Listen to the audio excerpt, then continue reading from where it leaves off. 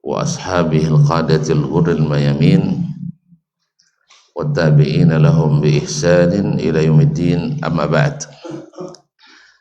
Fa usi nafsi wa iyyakum ayyuhal muslimun wa iyyatul muslimat bi taqwallahi azza wa jalla rabbil ardi was samawat fa innahu qad fazal muttaqun.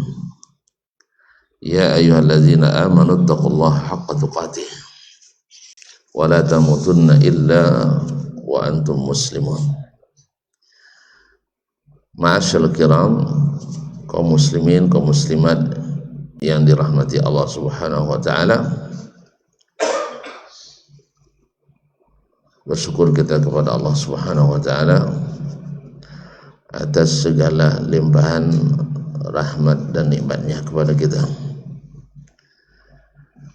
Salawat dan salam kepada Nabi kita sallallahu alaihi wasallam, kepada para ahlul bait, para sahabat dan tabi'in, serta siapapun yang mengikutinya dengan baik sampai hari kiamat. Mudah-mudahan kita termasuk di antaranya. Bapak dan Ibu, saudara dan saudari yang dirahmati Allah,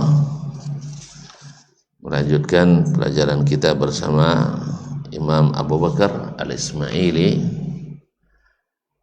dalam kitabnya Syarhu atau I'tiqadu Ahli Sunnah, keyakinan ahli as-sunnah. Qala al-muallif rahimahullah wa annahu mad'un bi asma'ihil husna wa mawsufun bi sifatihi allati samma wa wasafa biha nafsahu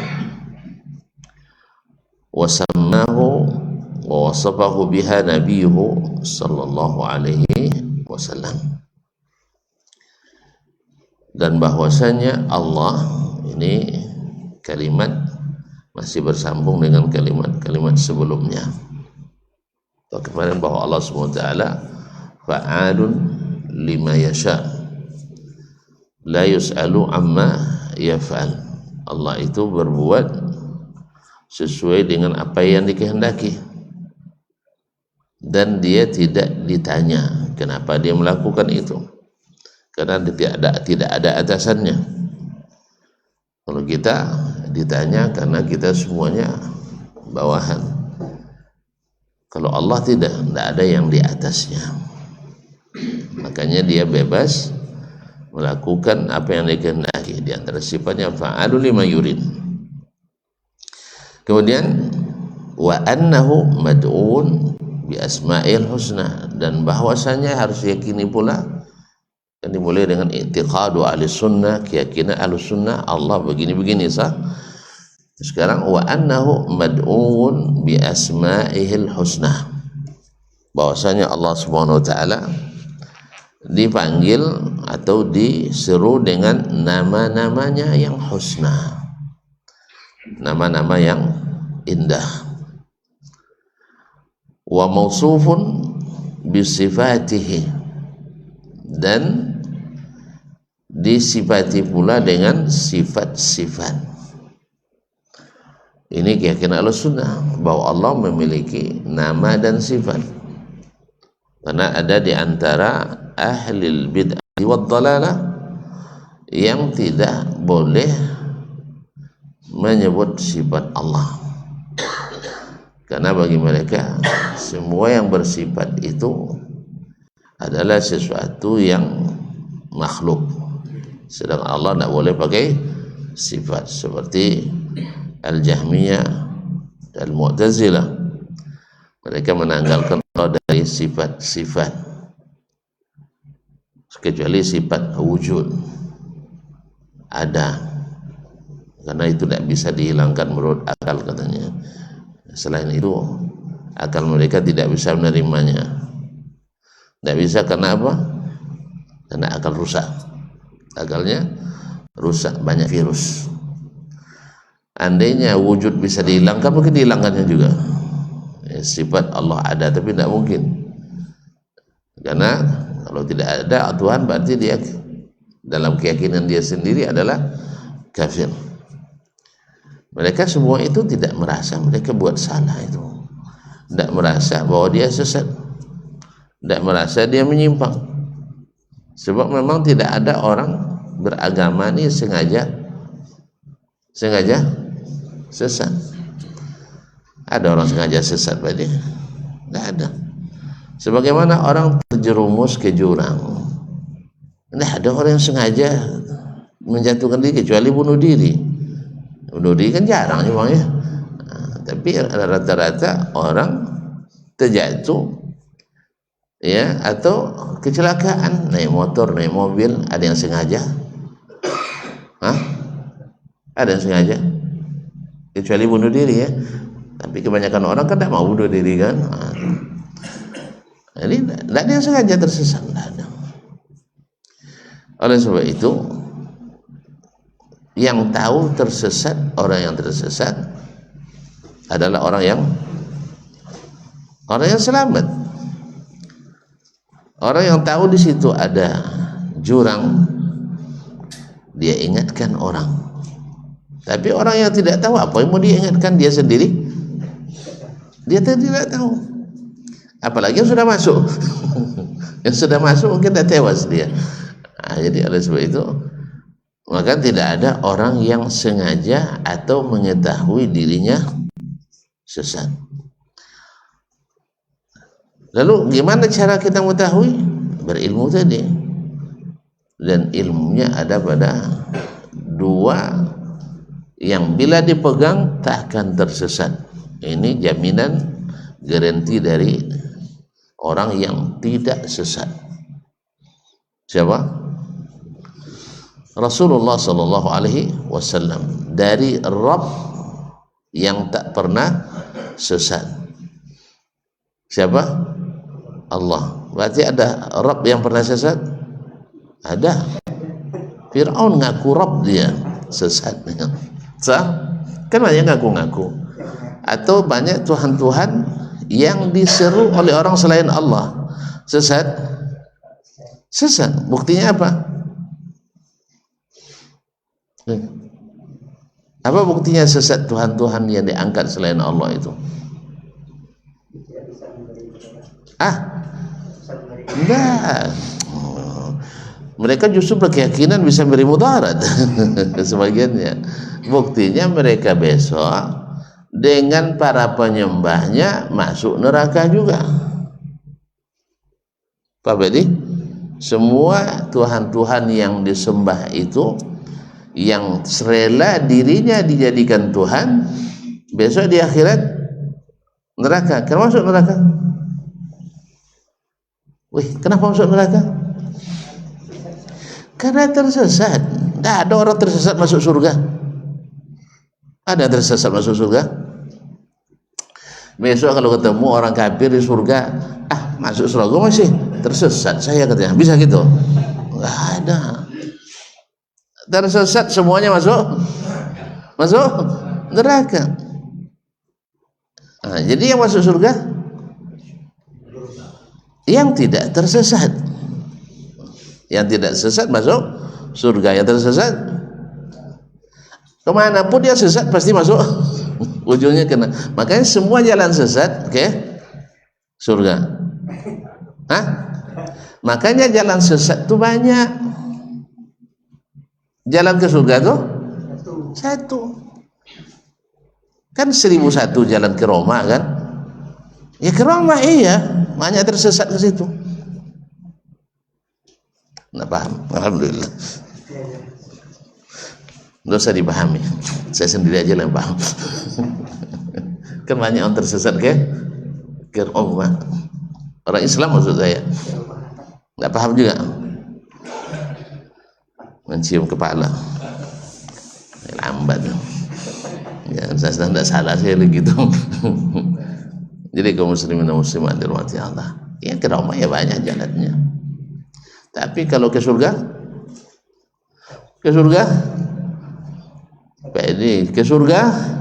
satu. Kok lupa Pak Edi? Umat ini terpecah jadi 73 jalannya.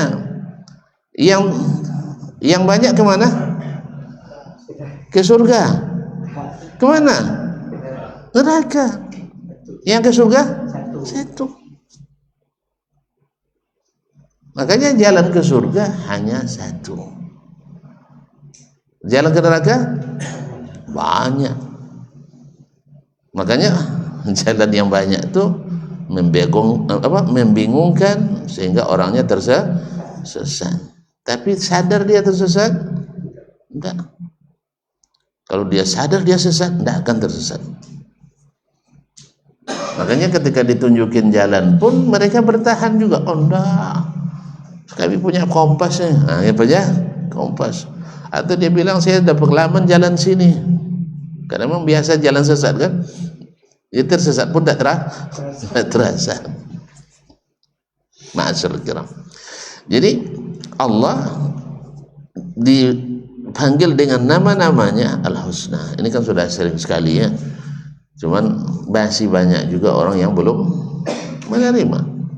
Wa musufun bisifatihi, dan disifati dengan sifat-sifat allati sama, yang dia sebutkan namanya. Berarti maknanya kita tak boleh mengada-gada nama, sebagaimana kita tak boleh mengada-gada sifat. Kenapa kita tak boleh menamakan Allah kecuali dengan nama yang dia sebutkan? Hah? Tuan-tuan, kenapa tak boleh? Pak Edi, kalau Pak Edi saya panggil Pak Ida boleh nggak? Pak Edi saya panggil Pak Ida boleh nggak? Kenapa enggak? Salah. Iya makanya. Kan kita tanya, kenapa kita tak boleh menamakan Allah dengan selain nama yang dia sebutkan? Itulah Pak Edi dipanggil Pak Ida tak mau kan? Saya dipanggil Pak Idas tak boleh juga. Nah, kenapa? Kan kata kalau orang kampung-kampung kita bilang, kan kadang ada sebagian namanya ya kadang-kadang punya konotasi negatif ya, tidak bagus kan. Ada yang namanya Tuhan. Tidak pernah dengar ceritanya. Ada orang namanya Tuhan. Lalu dinasihati, Pak kalau bisa namanya diganti Pak. Oh tidak bisa nih Ustaz, ini sudah ikat dengan Pak Al-Fatihahnya. Sudah diikat dengan Al-Fatihah. Memang siapa yang nyuruh pakai ikat Al-Fatihah? Apa? Siapa nyuruh mengikat nama pakai Al-Fatihah? Nah? Kan tak ada kan? Tak ada. Masa Tuhan namanya? Berarti yang mengikat dengan Al-Fatihah dulu jahil juga itu. Namanya Tuhan. Ini kisah nyata bukan ngada-ngada. Disuruh ganti tidak mau nih. Ini nama yang dipilihkan ayah dan ibu saya. Bayangkan. Jadi orang manggil Tuhan gitu. Ya Tuhanku. Nah. Coba bayangkan, nama yang salah itu tidak mau diganti. Makanya Allah kalau kita kasih nama yang dia tidak suka, gimana kira-kira? Marah dia. Makanya tidak boleh sembarangan memberikan nama kepada Allah. Sebagaimana juga menyebutkan sifat. Kita tidak boleh mensifati Allah kecuali dengan yang disebutkannya atau disebutkan oleh Rasulnya. Kalau tidak kita salah menyifatinya. Salah menyifatinya. Oleh itu kaum muslimin dan muslimat dirahmati Allah, sebagaimana mengingkari nama dan sifat Allah adalah berdosa, demikian pula memberi nama atau sifat yang bukan sifat dan nama Allah adalah dosa, adalah salah. Wasabbahu wa wasafahu biha nabiyuhu, dan juga tidak boleh keluar dari nama yang disebutkan oleh Nabi sallallahu alaihi wasallam dan sifat yang dia sebutkan. Kenapa ini perlu ditegaskan oleh imam? Kenapa dia perlu tegaskan ini? Masalah nama aja. Kan kata Syekh Kafir, tahu siapa? Shakespeare, nggak tahu juga ya. Syekh Kafir, seorang pujangga dari mana bang? Inggris ya, menyebutkan apalah artinya sebuah nama. Kalau kita tidak, nama itu penuh makna. Ya, kalau dia pakai nama itu ada makna. Karena kita nama itu doa. Kalau nama kita, kalau nama Allah adalah husna, pujian. Makanya tidak boleh mengingkari apa namanya. Kenapa Syekh Al-Ismaili rahimahullah wafat tahun berapa kemarin dia? Masih lupa, alhamdulillah ya. 371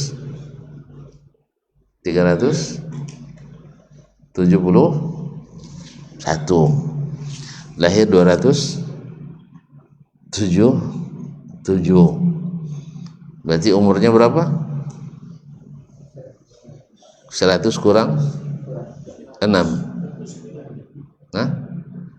Bang, 277. Wafatnya 371. 371 kurang 277, kalau panen sawit pala. Hah? Iya kurang 6. Iya berarti 94. Panjang umurnya. Panjang sekali, alhamdulillah. Beliau hidup di zaman orang sudah banyak mengingkari sifat Allah dan nama-nama Allah, khususnya dengan lahirnya aliran yang bilang sesat dulu lah. Wow, cepat sekali bilang sesatnya. Ini suka nyesatkan orang ini. Itulah makanya tuan-tuannya digelar Wahabi. Semua orang sesat kecuali dia sendiri. Kalau orang lain kan tidak, semuanya tak ada yang sesat. Asal ada pendapat tak boleh disesatkan, karena sesama sesat tak boleh saling menyesatkan. Orang sesat sekali lagi tidak tahu dia sesat, apalagi orang Pak Edi, orang sesat dia sendiri tak tahu dia sesat, apalagi orang lain. Tidak kan dia tahu orang itu sesat juga, karena sama-sama sesat. Maka akhirnya sesama sesat tak boleh saling menyesatkan. Makanya yang tahu sesat itu adalah orang yang selamat. Maka sesama jahiliyah dulu sesat, tak jahiliyah dulu sesat? Ada enggak mereka menyesatkan yang lain? Kan tidak ada kan? Makanya aman saja secara akidah, mereka aman waktu itu, tidak ada yang ganggu. Tidak ada yang mengganggu bang. Nak sembah Hubal silakan, nak panggil Lata boleh, nak sama Uzza aman-aman, nak tawaf pakai baju sendiri, bagus, nak telanjang silakan, orang nak riba tak ada masalah, yang tidak mau riba silakan, pokoknya win-win solution semuanya, aman, adem, ayem. Walaupun dalam hati gejolak juga di si bidang yang lain. Perang mudah terjadi kan, mudah tersinggung orang. Sebagaimana juga sebenarnya tahsabuhum jami'an wa qulubuhum syatta. Kita kira mereka bersama tapi hatinya beda-beda. Gimana mau menyatukan itu? Tapi perang dingin, sama-sama menahan.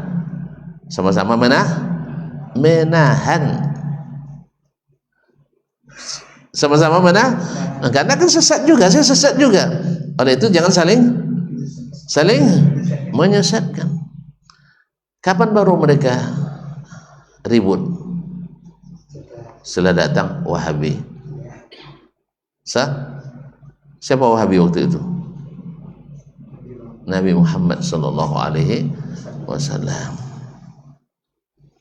Ya, kalau sempat hadir Nabi hari ini bawa dakwah seperti itu, kayaknya dapat gelar Wahabi juga itu. Karena dulu Nabi digelar apa? Setiap orang bawa agama baru waktu itu disebut apa? Tidak sesat dah, sabi. Tahu sabi? Tidak tahu ya. Ada dalam Al-Quran. Innal ladzina kafaru min ahli kitabi wal musyrikin was sabiin. Tidak pernah dengar dalam Al-Quran? Bacalah lagi. Nah, jadi sabiun, setiap bawa ajaran baru disebut kan sudah dibilang tadi sabi. Naam, saba'a Muhammad. Muhammad bawa ajaran baru. Maksud ajaran baru nih yang welcome kah atau yang dimusuhi? Hah? Yang dimusuhi. Bawa ajaran baru. Makanya ketika Ibunda Aisyah radhiyallahu anha dilamar oleh Nabi, pernah dengar enggak? Nabi melamar Aisyah, enggak pernah dengar. Ya Allah, ibu kita dilamar orang enggak tahu juga, ya Allah. Dilamar oleh Nabi alaihi salatu wassalam. Ummu Ruman itu siapa? Nenek kita enggak tahu, ibu enggak tahu. Hah? Ummu Ruman ibunya Aisyah. Ibunya Aisyah bilang, tunggu Abu Bakar dulu. Waktu itu Abu Bakar nggak ada di rumah, karena Abu Bakar itu pernah bercerita dengan Mut'im ibn Adi, seorang petinggi Quraisy juga masa itu, bahwa mau dijodohkan, atau Mut'im bin Adi mau menjodohkan anaknya Jubair dengan Aisyah, padahal masih sama-sama sejak kecil. Dan Abu Bakar kalau berjanji tak pernah mungkir, walaupun di masa jahiliyah. Akhirnya datang lamaran Nabi. Masa iya Nabi melamar anak saya, padahal saya saudaranya? Maka dia utus lagi Khawlah binti Hakim As-Sulamiyah itu pergi tanya ke Nabi, bukankah saya saudaranya? Masa dia melamar anak saudaranya sendiri? Sah? Nah, mereka merasa dekatnya Abu Bakar dengan Nabi alaihissalam. Lalu Nabi katakan kepada Khawlah binti Hakim yang jadi mediatornya waktu itu, dan dia juga yang punya ide. Nah, lalu kata Nabi SAW, Abu Bakar saudaraku seagama, se-Islam. Adapun putrinya halal saya nikahi, tapi tidak nikah secara batin kayak Bang Walid. Lupa juga tuh. Walid nak Dewi boleh tak? Tidak tahu ya. Ini banyak yang tak masuk informasi ke sini nampaknya. Cerita-cerita. Dah lama ya. Alhamdulillah, untunglah. Lupakan saja. Jadi kaum muslimin dan muslimat dirahmati Allah, Nabi akhirnya, lalu Abu Bakar radhiyallahu taala konfirmasi dulu ke Jubair bin kepada Mut'im bin Adi, ayahnya Jubair, karena dulu kan pernah berjanji gitu. Lalu kata siapa? Kata istrinya Mut'im, ibunya Jubair, dia bilang, ya Abu Bakar, idza zawwajna ibnana bibnatika nakhsha an tusabbi'ahu. Nanti kalau anak kami menikah sama kamu, takut nanti anak kami diajarin agama baru oleh Aisyah. Ya, antusabbi'ahu, nanti dia jadi sabiin pula. Paham dah? Jadi ibunya Jubair akhirnya tidak mau menikahkan Jubair sama Aisyah karena takut masuk sabiin, bukan tabiin, sabiin. Jadi Nabi digelar agama sabi. Karena apa? Karena apa? karena menyalahkan yang lain. Kenapa Nabi menyalahkan yang lain? Kenapa Nabi menyalahkan yang lain? Bukan. Mereka sesat dah lama, tidak ada yang berani menyesatkan dulu. Kan saya bilang tadi, kenapa kita bisa menyalahkan orang yang sesat? Nah itu. Jadi dulu tidak ada tahu yang benar saja, sesama sesat. Sesama sesat tidak bisa saling menyesatkan. Tapi setelah Nabi punya ilmu, siapa yang berikan? Allah melalui wahyu. Kan melalui wahyu akhirnya Nabi tahu mereka dalam kesesatan. Nah, kalau ada orang sesat, tahu kita dia tersesat, boleh tak kita diamkan? Kok payah sekali jawab-jawab di orang nak terjatuh ke lubang awak tahu, biarin aja. Kok payah sekali jawabnya? Saya ulang pertanyaan, kok ragu tuan-tuan? Ada orang nak tersesat, kita tahu dia tersesat, boleh kita diamkan? Sampai hati tuan-tuan ya. Ya Allah ya Rabbi. Orang nak ke Jakarta bang, tapi dia tempuh jalan ke Medan, abang tahu dia tuh bahwa jalan itu tak akan ke Jakarta, kan Medan Aceh, itu abang biarkan aja bang, enggak kan? Kecuali abang perang sama dia, iyalah dendam husumat. Tapi kalau masih orang yang sehat, tidak mungkin mendiamkan itu. Paham? Paham dah? Maka Nabi tidak boleh mendiamkan mereka sesat. Akhirnya Nabi mendakwahi mereka. Sekali lagi, mereka merasa tidak mereka sesat. Itu masalahnya. Tidak merasa mereka sesat. Dan merasa mereka di jalan yang benar. Kan itu, kami punya teman jalan malam. Tidak salah jalan ke bang. Jawabannya, ada sering saya lewat sini sampai juga ke rumahnya.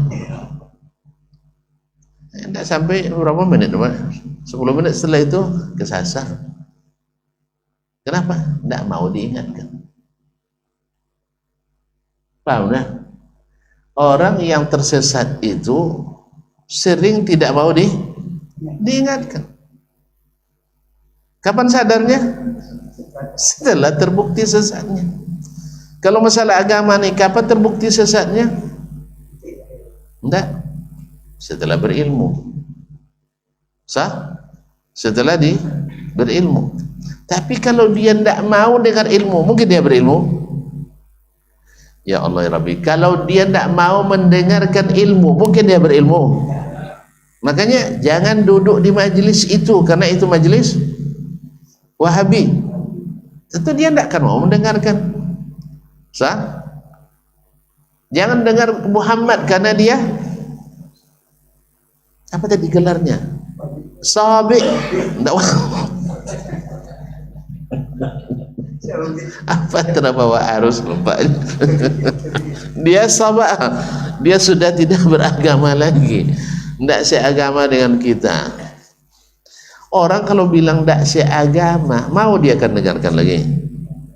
Makanya fitnah yang terbesar untuk menghalangi dakwah ini, itu Wahabi itu agamanya lain tuh. Tuhannya lain. Kan itu dibilang bang, Tuhannya lah lain, agamanya lah lain. Kalau umat Islam mendengar bahwa kita yang ngaji Al-Quran hadis ikut manhaj salaf ini dianggap punya agama lain, mau orang mendengarkan? Begitulah fitnah jadi. Semakin dia tidak mau mendengarkan, semakin tersesat jalan, karena ilmu tak mau dia dengarkan. Tapi ketika ada yang mau mendengarkan, kadang-kadang sengaja datang untuk cari-cari kesalahan. Kadang intel juga, kadang sebagian. Ya, intel sengaja hadir untuk cari-cari kesalahan tadi. Oh ternyata Ternyata tidak ada. Yang dituduhkan tak ada bukti. Justru sebaliknya. Kan ada kisahnya dulu. Bukan Intel lagi, jenderalnya Abu Jahal ngintip Nabi di malam hari. Masih ingat ceritanya? Dan lupa lagi tunjuk dia. Langsung jenderalnya Utbah bin Rabi'ah. 3 orang mereka. Pas mau pulang, terserobong kan? Pas mau pulang, ketemu mereka bertiga di simpang jalan. Kemana sih? Anda katanya razia. Padahal ketika mereka dengarkan bacaan Al-Quran itu, hati mereka terenyuh dan merasakan kebenarannya.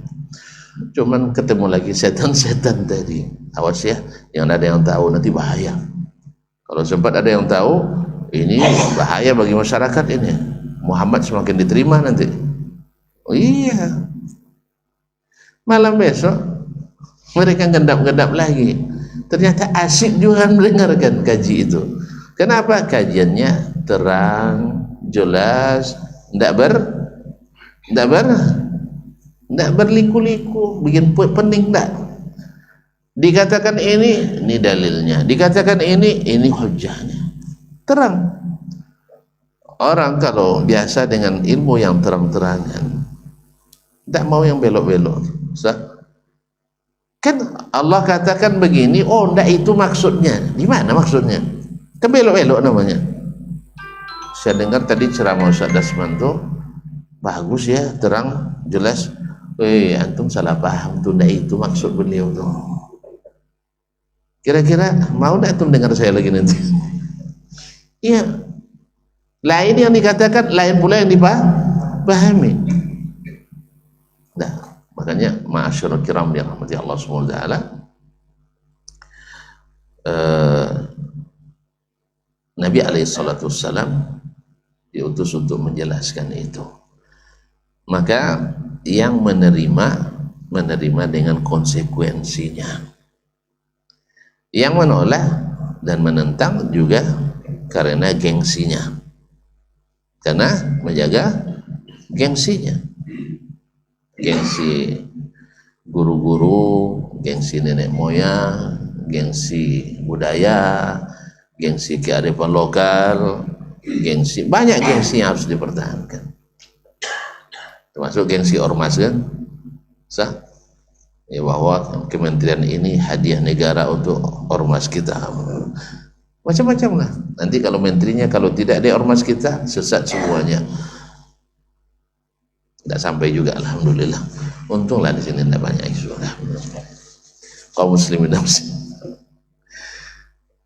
Jadi karena di zaman imam ini sudah banyak orang yang mengingkari nama-nama dan sifat Allah. Makanya diperlu ini dibahasnya lagi. Kalau zaman Nabi, para sahabat kan tidak payah masalah ini, tidak diulang-ulang terus. Karena mereka baca Quran, baca hadis, paham langsung. Karena apa yang terang itu yang diikuti. Lalu datang orang-orang Mu'tazilah, Jahmiyah, kemudian ambil pemikirannya sebagian dan mengambil sebagian itu, masuklah virus dalam pemikiran umat Islam.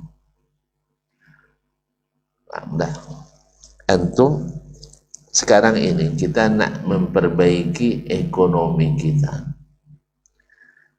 tapi dengan memakai metode atau hukum ekonomi yang rusak. Apa hukum ekonomi yang rusak? Tidak tahu juga ya tuan-tuan. Adam Smith. Tentu Adam Smith juga. Tidak juga tahu bapak ekonomi dunia. Dasar ekonominya apa?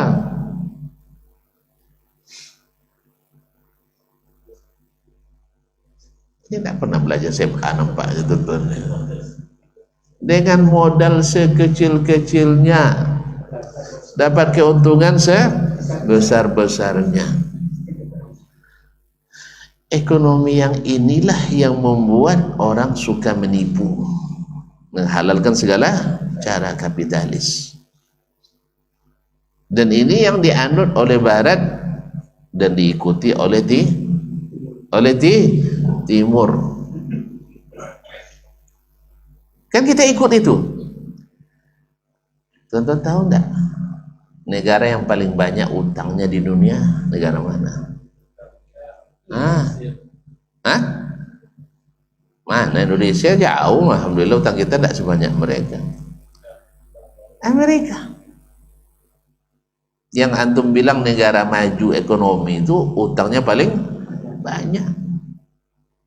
Yang paling sedikit yang mana? Langsung ke Arab Saudi Wahabi tuh ya. Iya benar. Negeri yang paling sedikit ribanya. Jadi kalau tuan-tuan sebenarnya bukti tidak payah sebenarnya kalau mau jujur kita. Negeri yang paling aman di mana di dunia? Iya di negeri yang syariat berjalan. Negeri yang paling tidak aman di mana? Yang paling kafir kepada syariat, Barat. Dibuat juga penelitian orang 1 menit di Chicago, angka kriminalitas sama dengan 13 tahun di Arab Saudi. Cuman sayangnya pakar ekonomi kita kebanyakan keluaran Adam Smith, bukan keluaran Muhammad sallallahu alaihi wasallam. Pakar keamanan kita kebanyakan belajar ke negeri paling tidak aman di dunia itu. Iya bang. Dan tidak mungkin belajar sama Wahabi. Tidak mungkin. Jadi masalahnya bukan masalah bukti, fakta, data, bukan. Masalahnya kemauan untuk mengikuti keimanan yang ada di hati. Jelas ya? Dan semuanya berpunca dari sini, dari akidah ini. Mereka bisa menghilangkan riba dengan akidah yang benar, bisa menciptakan keamanan dengan menerapkan syariat dengan akidah yang benar. Tapi kalau akidahnya masih mengatakan semua hukum operasional yang ada dalam Al-Quran dan hadis kalau tidak sesuai lagi boleh ditukar, mungkin orang ini akan melaksanakan agama dengan baik? Tidak mungkin. Karena mengatakan mungkin ditukar saja, orang dari awal sudah nukar juga. Apalagi memang dikasih pintu untuk menukar-nukar agama ini. Akhirnya apa yang terjadi? Di negeri yang paling banyak muslimnya dan paling punya pula produksi aliran sesatnya, tiba-tiba menuding Wahabi aliran sesat, padahal yang banyak melahirkan aliran sesat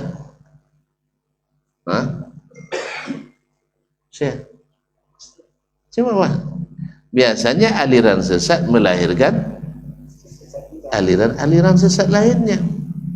Sekarang tolonglah, aliran sesat yang lahir dari rahim Wahabi sudah berapa?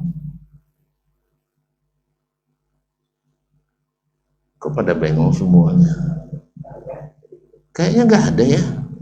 Tapi kalau aliran sesat yang lahir dari rahim Aswaja, ini bukan masalah nuduh, tidak. Kan ditinggikan kan?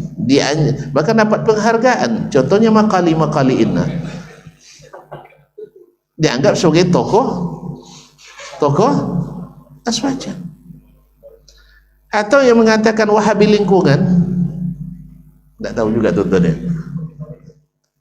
Iya, Wahabi lingkungan. Pendolal Jil juga Islam liberal, juga dari rahim Aswaja. Yang mau puasa nelpon Allah Ta'ala, woi, jadi dari rahim. Ya. Jadi kaum muslimin dan muslimat, bagaimana ayah dan ibu, begitulah lahir anak-anak sah. Sekarang tuh buktikan berapa aliran sesat yang lahir dari rahim Wahabi tadi mah, ya, dan berapa pula yang lahir di rahim wajah. Kan biasanya buah tak jatuh jauh dari pokoknya. Atau anak adalah rahasia bapak. Tahu maksudnya anak rahasia bapak? Perangai anak itu ngikut perangai ayah. Oleh sebab itu kalau tidak mau terbongkar perangai buruk awak, jangan tengokkan ke anak. Seburuk apapun perangai, jangan cerita sama anak, tidak boleh. Iya. Makanya kalau marah sama ibunya, masuk kamar, kunci pintu rapat-rapat, kedap suara, ambil bantal. Tak paham juga, dan tua-tua tak paham juga. Paham. Kalau berbantah sama mak anak-anak, jangan marah-marah depan anak, weh. Ambil bantal, kunci pintu. Tak payah sekali ya. Kan anak di bawah umur semua nampak ini. Seperti saya cerita, ada seorang sarjana agama nih, berbantah sama istrinya malam-malam hari. Akhirnya gedor pintu rumah tetangga, nenek, saya kelahi sama istri saya. Padahal nenek itu tidak sekolah, no. Ini sarjana agama. Apa kata nenek itu? Nah, kalau berbantah sama istri, obatnya bantal sebuah. Paham dah? Obatnya satu bantal. Lambat sekali ya, apa ini gimana? Dah lama dah sebantal. Obatnya satu bantal. Jangan lari keluar seperti ini, tambah rusak. Apalagi ngadu sama orang. Untung dia ngadu sama nenek yang hikmah ini. Kalau ngadu sama nenek Nur Hikmah, bahaya. Ya, untung dia nasihati, pergi pulang. Jangan adukan sama siapapun. Urusan kalian urusan berdua. Berbantah biar seru, masuk ring. Ring suami istri di mana? Ring suami istri di mana? Kan dia sebut peraduan mah. Sah? Nah, adu kekuatan lah di situ. Ambil bantal satu. Insyaallah aman tuh. Bahaya. Awak nak mau vulgar tapi tuh macam apa? Awak tidak mau vulgar-vulgar begitu, tapi itu Allah mustahil. Saya kira cepat dipahami, rupanya lambat juga. Jadi walhasil beliau membahas ini lagi karena memang sudah banyak aliran yang mengingkari nama-nama dan sifat-sifat tadi yang bagi aliran. Nah, dia ingin kembalikan ini keyakinan Ahlussunnah bahwa Allah punya nama dan punya sifat. Tidak boleh kita ingkari, tidak boleh pula kita tambah-tambahi. Tidak boleh kita kita serupakan dengan makhluknya. Subhanallah. Kau kira sebentar tadi bang, lama juga jadi bang. Hah? Ini salah saya bang, suka kemana-mana gitu. Kalau tidak begitu, tuan-tuan ngantuk. Sah? Bukan tuan-tuan saya termasuk. Iya, kalau sudah ngantuk, saya ikut juga ngantuk, subuhnya rentan. Makanya tuh saya agak muter-muter dikit lah ya. Yang marah dah. Nah, besok aja lah sambungannya.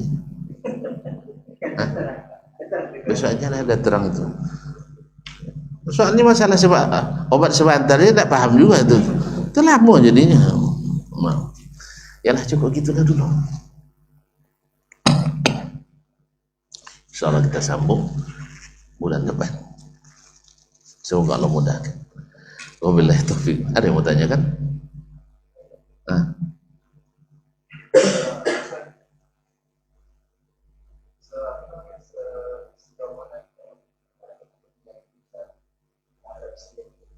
Sihir Saya tidak pandai sihir aja. Ya.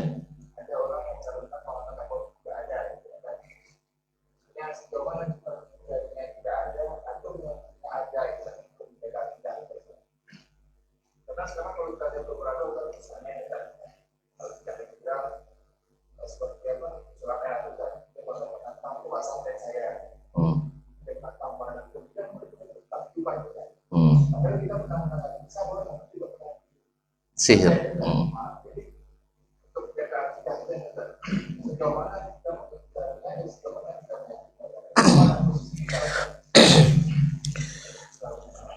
Dia mungkin saya tidak tahu ya, mohon maaf saya tidak tahu, harusnya antum tanya ke beliau.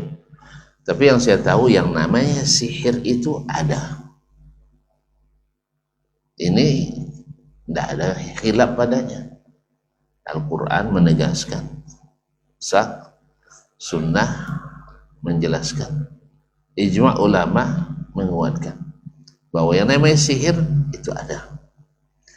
Dan sihir itu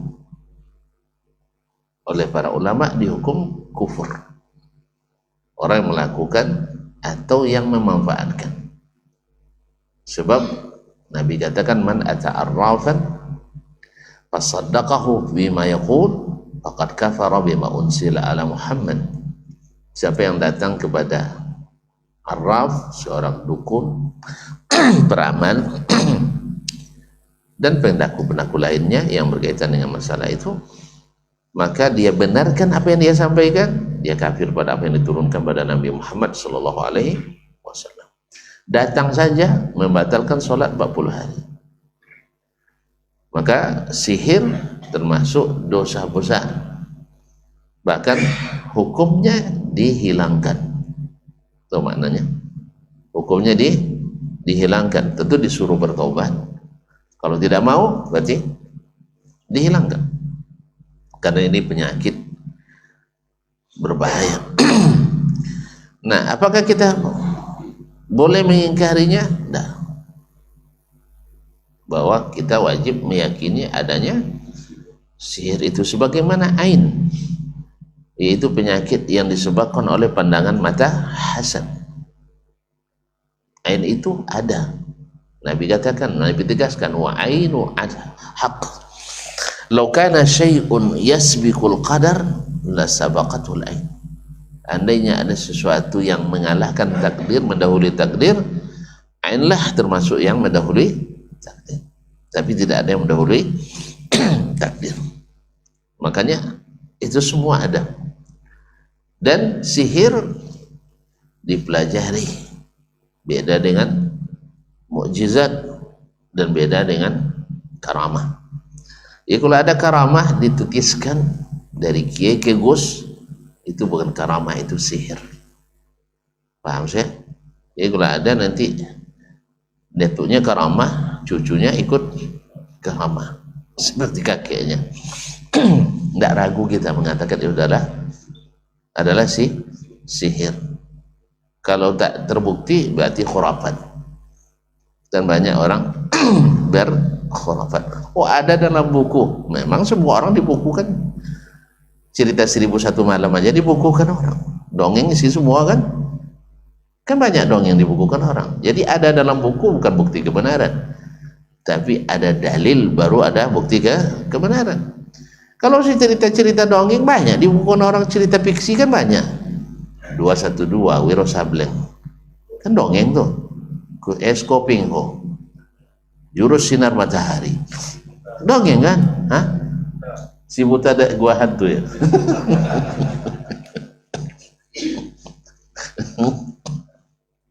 Semua ini dongeng. Tapi bukan orang. Jadi ada dongeng bahasa Arab, ada juga dongeng bahasa Indonesia, ada juga. Jadi jangan mentang-mentang ada buku bahasa Arab nanti langsung dianggap kebenaran. Banyak penulis-penulis pendongeng juga di Arab banyak. Khususnya Syiah itu banyak dongengnya itu. Ya, tidak ada dalam buku-buku manapun, ada dalam buku Syiah. Ya, seperti yang dinisbatkan pada Ali bin Abi Thalib radhiyallahu taala anhu, Allah tak boleh ditanya dengan aina. Allah tak punya tempat. Tidak ditemukan kecuali dalam buku Al-Kulaini imam besarnya orang Syiah. Ternyata orang-orang sufi ini banyak juga berkolaborasi dengan Syiah. Allah musta'an. Jadi wajib diyakini, tidak boleh diingkari, tapi jangan dipelajari. Ya, sebab Nabi SAW juga sabit bahwa beliau disihir oleh Labid Al-Asam, Nah, dan bagaimana menghilangkannya atau menangkal diri daripadanya, banyak disebutkan oleh Nabi SAW. Di antaranya adalah menjaga zikir pagi dan petang, dan zikir dalam segala keadaan. Segala sesuatu kita mulai dengan Bismillah, karena dengan Bismillah syaitan tidak bisa ikut kita. Dan sihir itu adalah memanfaatkan jasa biro jasa syaitan, dan biayanya tidak mahal, hanya akidah saja. Rata-rata mengorbankan akidah. Kalau sudah mengorbankan akidah, tentu makanya kafirlah orangnya. Makanya sihir, tidak ragu kita mengatakan orangnya kafir, karena ditelusuri semua yang terbukti penyihir dianggap keramat, asalnya ternyata adalah orang-orang yang menistakan agama. Sebagai contoh, seperti yang diceritakan oleh teman saya, ada seorang kiai yang banyak hal-hal ajaib yang terjadi pada dirinya. Di antaranya yang tak pernah, yang selalu ada pada kiai rata-rata yang mengklaim keramat itu sholat Jumatnya di Mekah. Ini yang paling hebatnya, selalu ada itu. Jadi anaknya tamat Mesir, sarjana agama tentunya. Ketika orang tuanya meninggal, yang dulu kiai itu pesan, ada sebuah ruangan sejak masa hidupnya, kuncinya hanya dia yang pegang, tak boleh ada orang lain yang masuk. Akhirnya ketika setelah meninggal, dia pimpin pondok itu. Datang orang pendek tapi itu ngaku sebagai khadamnya, mendiang ayahnya, siap diperintah untuk apa saja, termasuk salat Jumat ke Mekah. Pas hari Jumat datang dia, gimana Jumat ke Mekah? Tentu mendagang Jumat ke Mekah, anak ini nak coba juga kan, dibawa picikan mata. Makanya kalau pakai picing-picing mata betul main peta umpet, main tipu-tipu. Pokoknya kalau pakai picing-picing mata, itu namanya ya ikhwan. Kalau pakai picing-picing mata rata-rata penipu. Termasuk yang baca selawat picing-picing mata begini kan, nampak Nabi. Tidak ragu saya itu penipu. Ya kalau memang shooting lah Nabi itu, kok dia sendiri yang tengok, yang lain enggak. Tapi memang banyak orang percaya begitu saja. Memang yang tidak berilmu ini gampang ditipu. Jadi kaum muslimin dan muslimat dirahmati Allah, picingkan mata sampai ke Mekah.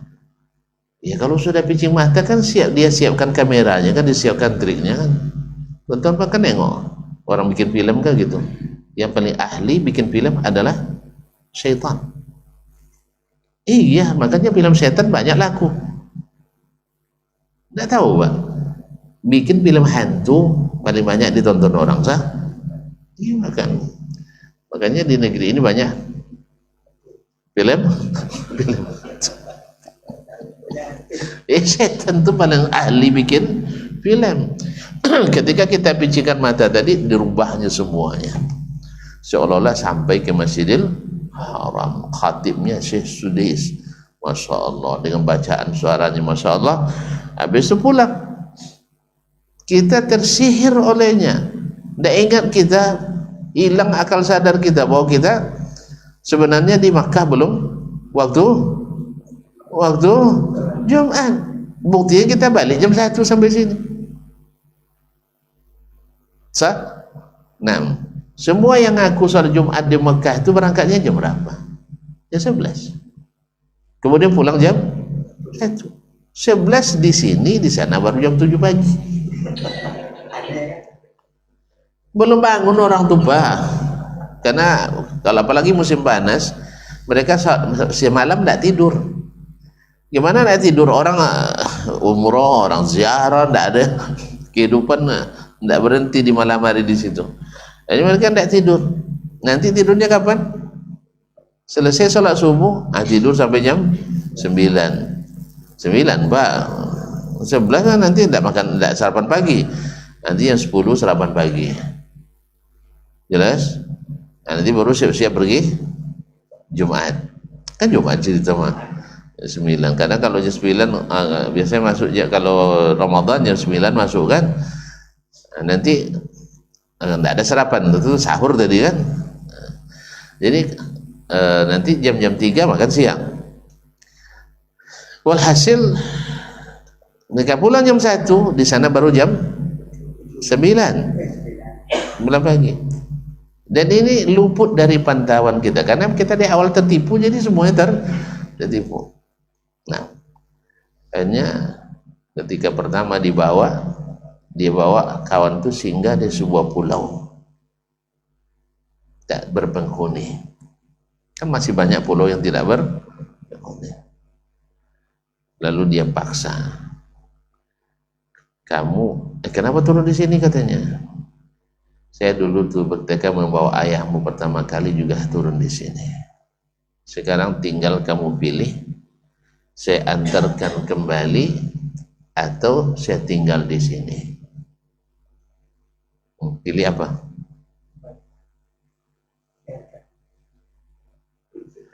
Syaratnya apa? Kalau mau diantar pulang, sujud kepada saya. Kalau kiainya, ayahnya dulu dia pilih sujud pada jin itu. Habis itu baru diantar kembali ke ini. Tentu dengan permintaan-permintaan, hal-hal aneh terjadi. Pokoknya banyak lah. Ketika dia butuh makan, misalnya depan jemaahnya, langsung datang makanan. Orang bilang nih betul-betul wali ini kan. Ya yang menilai kan orang yang jahil banyak. Orang awam tidak tahu. Yang penting ada kejadian aneh dianggap keramat. Akhirnya karena anak ini sudah belajar, maka dia tahu itu syirik. Akhirnya dia memilih biarlah mati di sini. Kalau kau melakukan syirik saya tidak mau. Alhamdulillah ditinggal. 2 pekan dia tinggal di pulau itu. Sampai ada perahu nelayan yang lewat dan dilihatnya, baru dia diselamatkan. Akhirnya dia tambah curiga ada apa di kamar yang terkunci itu. Jadi jangan masuk-masuk, nah, bahaya. Ini rahasia. Ternyata dibuka paksa, ternyata di tempat meletakkan kaki di WC itu ada Al-Quran di situ.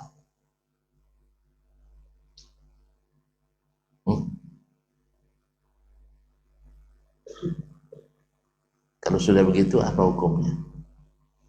Apa hukumnya? Karena tidak sihir tuh, makanya saya bilang tukang sihir tidak ada yang tidak kafir. Karena kompensasinya adalah akidah, kompensasinya adalah agama. Jadi itu kaum muslimin dan muslimat dirahmati Allah. Oleh sebab itu wajib meyakini bahwa sihir itu ada, dan sihir itu berpengaruh, tapi tetap dengan izin Allah Subhanahu wa taala. Izin Allah bukan berarti Allah ridha, tidak. Karena tidak satu pun terjadi di dunia ini kecuali atas izin Allah Subhanahu wa taala. Tapi ada yang menggunakannya untuk keburukan, ada yang menggunakannya untuk kebaikan. Dan Allah berjanjikan yang buat kebaikan ini pahalanya, yang buat keburukan ini ancamannya. Dia pilih yang itu, maka Allah beri waktu. Mudah-mudahan dia kembali, atau kalau tidak terjerumus ke neraka. Wallahu ta'ala alam. Sudah saya? Jangan tanya lagi banyak-banyak tuh. Kalau sulap saya tidak tahu dong. Apalagi pesulap merah saya tidak tahu. Untuk kalau tanya bagaimana trik itu, tanya sama beliau. Saya tidak tahu. Nah. Tapi bagaimana kita cara melindungi diri padanya? Banyak zikir, kemudian makan kurma 7 butir sebelum makan apa-apa di waktu pagi diantaranya. Dan banyak hal lain, baca surat Al-Baqarah, Al-Mu'awwizat, atau minimal 2 ayat terakhir di surat Al-Baqarah. Wallahu ta'ala alam. Amalkan itu, mudah-mudahan kita dihindari daripadanya. Tak kena juga antum. Ingat, Nabi kita juga pernah disihir orang. Berarti orang-orang soleh pun bisa kena, bisa. Nah, karena Nabi sendiri, kalau kita misalnya orang soleh masih kena juga. Ingat, Nabimu juga kena sihir. Nasallallahu alaihi afiyah. Lalu berpengaruh pada risalah? Tidak, karena Allah sudah jamin bahwa Nabi itu tidak akan mengatakan kecuali al-haq. Wabillahi taufiq. Wallahu ta'ala alam wa sallallahu ala nabiyyina Muhammadin wa sallam. Wassalamualaikum warahmatullahi wabarakatuh.